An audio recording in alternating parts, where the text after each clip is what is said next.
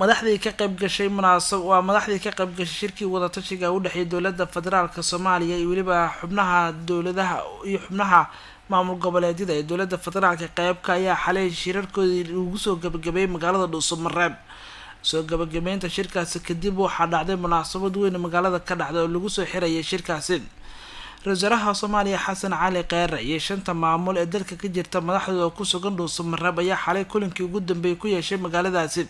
Ra'iisul ayaana kulmadii ugu dambeeyay gaargaar la qaatay madaxweynaha Puntland Saciid Cabdilaahi Dani madaxweynaha Jubbaland Axmed Maxamed Salaam Axmed Madoobe madaxweynaha Koonfur Galbeed Lafta Gareen iyo waliba madaxweynaha Hirshabeelle Maxamed Cabdi Waare iyo madaxweynaha martigelinaya Galmudug ee Axmed Cabdi Kaariye Qoorqoor kulankaas oo kii ugu dambeeyay dhinacyada ay ku wada tashanayeen oo ku saabsan xaaladaha siyaasadeed iyo waliba in wajiga saddexaad shirka la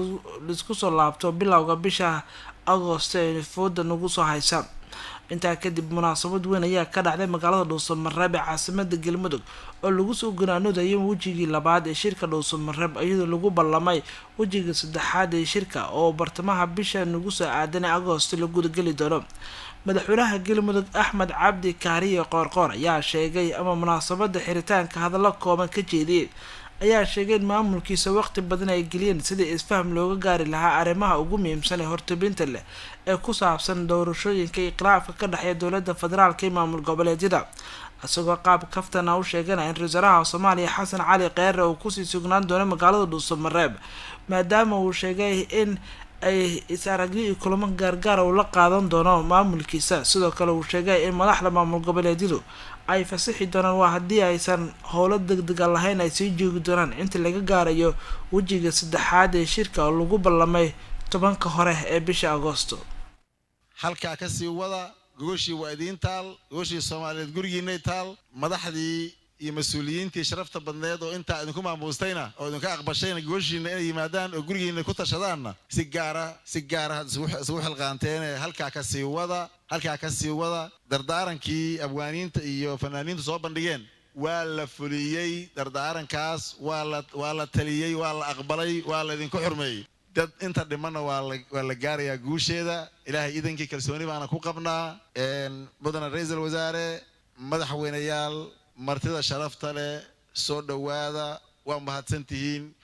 waliba waxaan rabnaa inaad gurigiina sii joogtaan ku nagaataan haddaan u badano madaxweynayaasha iyo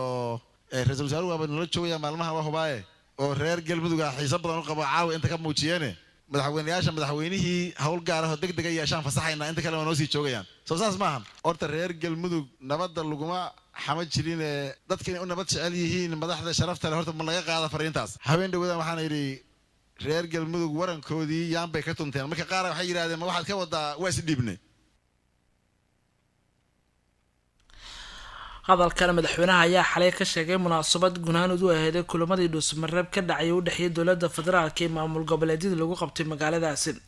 markii kulamadaasi la soo gabagabay guud ahaan la soo xiray shirka ayaa dhanka kalena waxaa jiray kulamo kale gaargaar oo magaalada ka dhacay madaxweynayaasha maamulada Jubbaland iyo waliba madaxweynaha kale ee Hirshabeelle Maxamed Cabdi Waare ayaa ina magaaladaasi kulamo gaargaar kula qaatay wasiirro ka tirsan xukuumadda federaalka Soomaaliya kana soo jeeda deegaanada labada maamul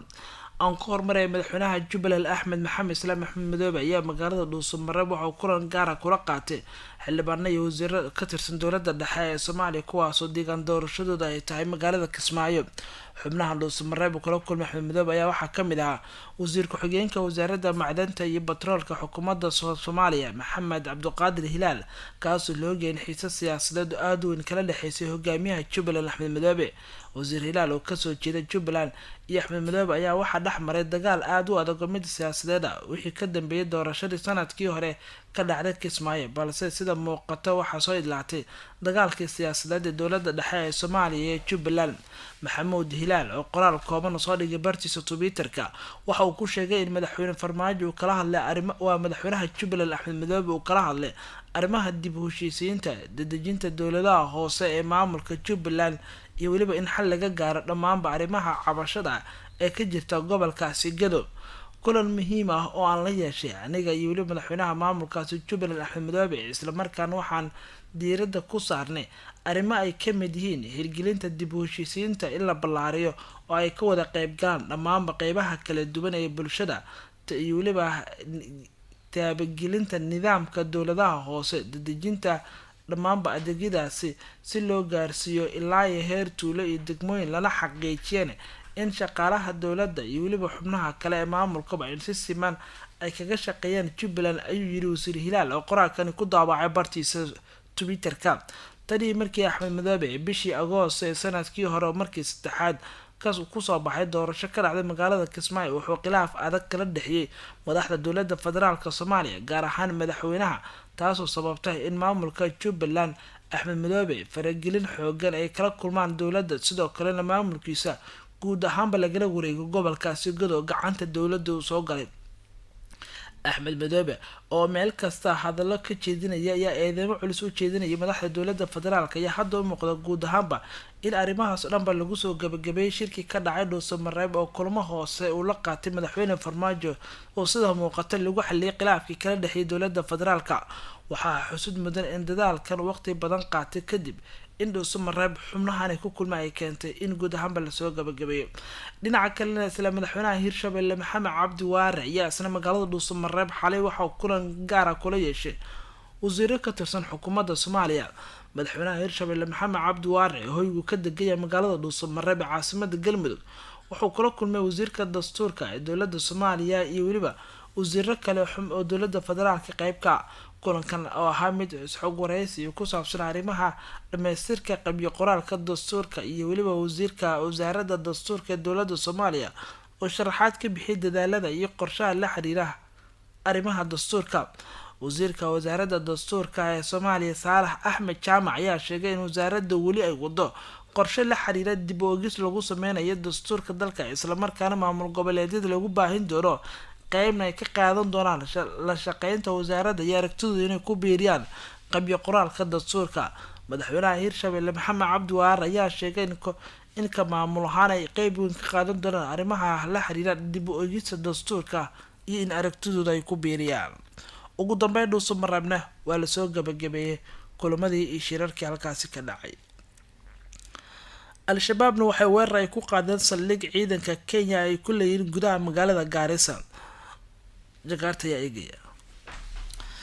xubno ka tirsan dagaalamayaasha ururka Al-Shabaab ayaa waxaa la sheegay inay weerar culus ku qaadeen saldhig ciidamada booliiska Kenya ay ku leeyihiin deegaanka la yiraahdo Yumbis ee gobolka Garissa waxaana la sheegay inuu halkaas ka dhacay dagaal culus oo u dhaxeeyay Al-Shabaab iyo weliba ciidamada ka tirsan booliiska dalka Kenya. dadka deegaanka ayaa ku waramay inay mar qura ka war heleen dhawaaqa rasaasta ee isku adeegsanaya labada dhinac ee ciidamada Kenya iyo Al-Shabaab isla markaana uu jiro khasaare dhimasho iyo dhaawac oo ka dhashay dagaalkaas soo gaaray labada dhinac ee dagaalamay. sidoo kale dadka deegaanka Yumbis ee gobolka Garissa ayaa warbaahinta gudaha dalkaasi Kenya waxay u sheegeen inay dareemeen cabsi ballaaran markii uu dhacay dagaalka. sidoo kale dadka qaarkood ee ka agdhow saldhigga ciidamada Kenya ee isaga barakacay iyagoo ka baqdin qaba inay waxyeello ka soo gaarto dagaalka mar walba halkaas ku dhexmara ciidamada booliiska Kenya iyo Al-Shabaab oo saldhiggaasi weerara.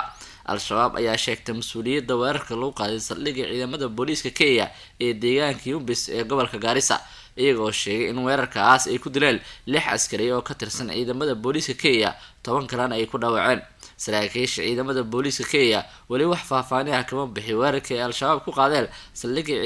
deegaanka Yumbis waxaana lagu soo waramayaa in maanta ciidamada Kenya ay wadaan howlgallo kala duwan. deegaano ka tirsan gobolada Jubbooyinka iyo Gado iyo sidoo kale deegaano ka tirsan gobolka Waqooyi Bari ee dalka Kenya ayaa inta badan waxaa weerar kala duwan ka fuliya xubno ka tirsan ururka Al-Shabaab iyaga oo weerara saldhigyada ciidamada Kenya ay ku leeyihiin deegaanadaasi. tan iyo wixii ka dambeeyay markii 2011 ciidamada Kenya ay soo galeen gudaha Soomaaliya kuwaas oo markii dambe lagu biiriyay ciidamada Midowga Afrika ee AMISOM ee dagaalka kula jira Al-Shabaab isla markaana taageera dowladda federaalka ah ee Soomaaliya. goorna waxaan eegi doonaa degmooyin iyo deegaano hor leh oo ka mid ah Shabeellaha Hoose iyo Shabeellaha Dhexe oo webigu fatahaadiisa uu gaaray. waxaase ka hormari doonaa tababar ayaa lagu soo xiray ciidamo ka tirsan militariga Soomaaliya magaalada Muqdisho kuwa qaarkoodna dalka turkiga ayaa loo qaadaya sida uu sheegay taliyaha ciidanka xooga dalka soomaaliya. tababarkan ayaana ciidamadan ku qaateen xerada tababarka la yirahdo turkisom ee ku taala magaalada muqdisho. munaasabad kooban ayaana lagu soo xirayay tababarka oo la siiyey saraakiil xigeena iyo weliba ururka shanaad ee gorgor ee ka tirsan militariga dowladda Soomaaliya.